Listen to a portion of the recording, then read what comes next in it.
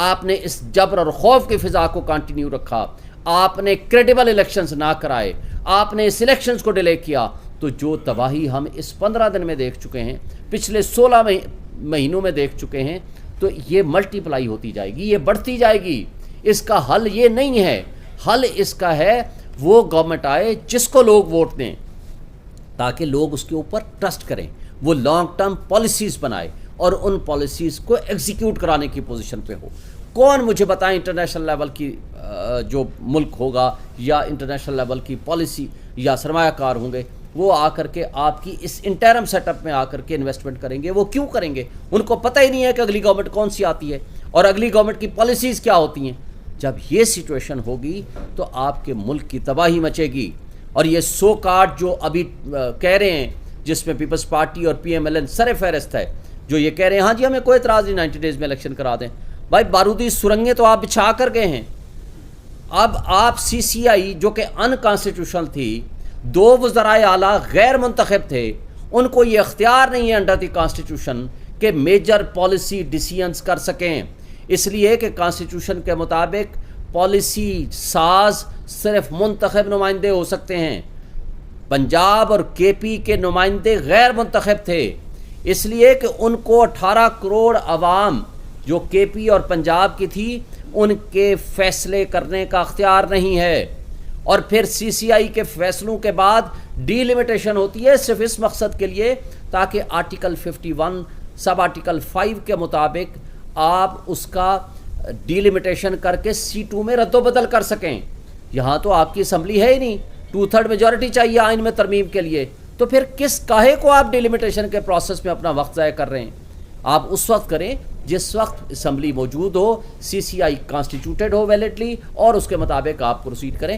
آئین آرٹیکل 224 اس میں بڑا واضح ہے, آئین کا آرٹیکل 48 بڑا واضح ہے, آئین کا آرٹیکل 105 بڑا واضح ہے, جو یہ کہتا ہے کہ اگر آن دی ایکسپائری آف اٹس ٹرم کوئی اسمبلی چلی جائے تو وہ 60 ڈیز میں الیکشن ہوگا, اور اگر ڈیزولوشن ہو جائے بے شک 1 دن پہلے ہو, 6 مہینے پہلے ہو یا 1 سال پہلے ہو, تو اس کا ہوگا election within not later than 90 days.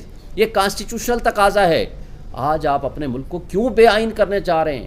دنیا پوری میں نے دیکھا, طیب اردگان کا آپ نے دیکھا الیکشن, ان نے وقت سے پہلے الیکشن کرایا کہ وہاں اتنا بڑا زلزلہ ہو چکا تھا اور 50,000 کے قریب وہاں فوت ہو چکے تھے, شہید ہو چکے تھے ان زلزلے میں. تو مجھے بتائیں انہوں نے تو الیکشن اپنے وقت پہ کرایا, بلکہ 1 دفعہ نہیں 2 دفعہ الیکشن کرایا. تو آپ کو کیا ہو گیا ہے کہ 2 صوبے پہلے غیر آئینی آپ نے 9 مہینے سے بٹھائے ہوئے ہیں, پھر آپ اس ملک کو لے کے جانا چاہ رہے ہیں. ایک ان کے سابق سیکرٹری الیکشن کمیشن کا ایک میں پڑھ رہا تھا, سن رہا تھا ایک ٹی وی پروگرام میں, انہوں نے کہا جی اگلے سال مئی میں ہوں گے, کوئی لوگ کہہ رہے ہیں کہ اگلے سال فروری میں ہوں گے. بھائی اتنی انسرٹینٹی کیوں پیدا کی ہوئی ہے؟ پھر پریزیڈنٹ آف پاکستان نے کہا کہ میرے ساتھ کنسلٹیشن کے لیے آ جاؤ, الیکشن کمیشن کو کہا. کمال کا الیکشن کمیشن ہے, اتنا غیر جانبدار ہے, اس نے پریزیڈنٹ کو لکھ دیا, جو سب سے آئینی بڑے عہدے پہ بیٹھے ہیں, جو آئینی سربراہ ہیں, ریاست کے سربراہ ہیں, supreme commander of the army ہیں اور پارلیمان کا حصہ ہیں, ان کو کہتے ہیں میں آپ کو کنسلٹ کرنے نہیں آتا, آپ کا کام ہی نہیں ہے الیکشن کرانا, آپ کی الیکشن کی ڈیٹ دینا.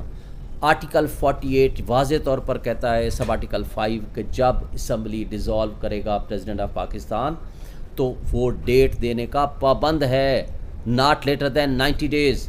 آپ اس کو انکار کر رہے ہو. بھئی آپ جائیں, اگر آپ کا موقف ہے تو آپ وہاں جا کر ان کو بتائیں کہ آپ دے سکتے ہیں یا نہیں دے سکتے, لیکن یہ کہنا کہ ہم آپ کو ملنے ہی نہیں آئیں گے اور سیم ڈے ہماری غلامی کی مثالیں دیکھیں, same day U S ambassador کے ساتھ ملتے ہیں اور اس کے ساتھ الیکشن ڈسکس کرتے ہیں, معاملات ڈسکس کرتے ہیں, طے کرتے ہیں, پھر اس کو پبلش کرتے ہیں کہ جناب ہم نے یو ایس ایمبیسڈر کے ساتھ مل لیا. یہ ہے آپ کے ملک کی خود مختاری اور سلامتی کی صورتحال. اس سے بڑی بدقسمتی اور کیا ہو سکتی ہے؟ اس لیے پی ٹی آئی نے فیصلہ کیا ہے, آج ہم نے پٹیشن فائل کر دی ہے, سی سی آئی کے فیصلے انکانسٹیٹیوشنل اینڈ انلیگل ہیں. آئین کے مطابق 90 ڈیز میں الیکشن ہونے ہیں. پچھلے دونوں صوبوں کے الیکشن 90 ڈیز میں نہیں ہوئے, سپریم کورٹ کی ججمنٹ کی وائلیشن ہوئی ہے. اس میں بھی ہمارا تقاضا ہے, ہمارا مطالبہ ہے کہ اس میں کنٹمپٹ پروسیڈنگ شروع کی جائیں جنہوں نے سپریم کورٹ کے فیصلوں کو نہیں مانا. اور چیف جسٹس آف پاکستان سے ہم یہ مطالبہ کرتے ہیں کہ وہ فوری طور پر ان کیسز کو لگائے اور ان کے ڈیسائیڈ کرے, اور ود ان 90 ڈیز اس الیکشن کا انعقاد ہونا چاہیے. اور اس کے بارے میں کہ کون ڈیٹ دے سکتا ہے نہیں دے سکتا، یہ بات آلریڈی 1 مارچ کے فیصلے میں سپریم کورٹ طے کر چکی ہے، اور 1 مارچ 2023 کے فیصلے کو کسی پارٹی نے چیلنج بھی نہیں کیا۔ تو لہٰذا یہ کہنا کہ آج الیکشن کمیشن کا، اور اس وقت الیکشن کمیشن خود یہ کہتا تھا کہ جناب یہ اسمبلی جو کے پی کی اسمبلی ڈیزالو کی ہے کے پی کے گورنر نے، اسے تاریخ دینی ہے، بلکہ وہ تو یہ کہتا تھا کہ جو اسمبلی ڈیزالو کی ہے پنجاب کے گورنر نے بائی افلکس آف ٹائم ڈیزالو ہوئی، اس نے ڈیزالو نہیں کی تھی، وہ کہتا تھا یہ بھی اسے تاریخ دینی ہے۔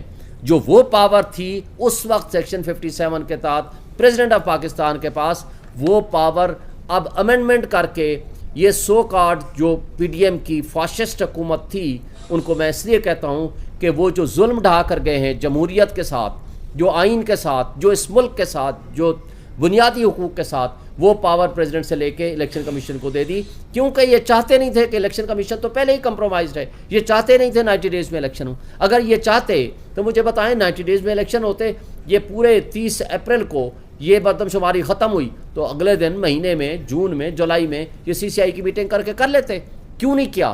اس لیے کہ 4 دن پہلے اپنے اختتامی جو ان کا پیریڈ تھا اس سے پہلے 5 تاریخ کو جا کر کے انہوں نے سی سی آئی پہ فیصلہ کیا، صرف ابہام کریٹ کرنے کے لیے، اور ساتھ یہ بھی لا بنا دیا کہ جناب آپ یہ جو پاور پریزیڈنٹ کے پاس ہے وہ چینج کر کے اب الیکشن کمیشن اس پاور کو ایکسرسائز کرے گا، لیکن وہ کر نہیں سکتا کیونکہ یہ اسمبلی ڈیزالو کی ہے national assembly president of Pakistan نے۔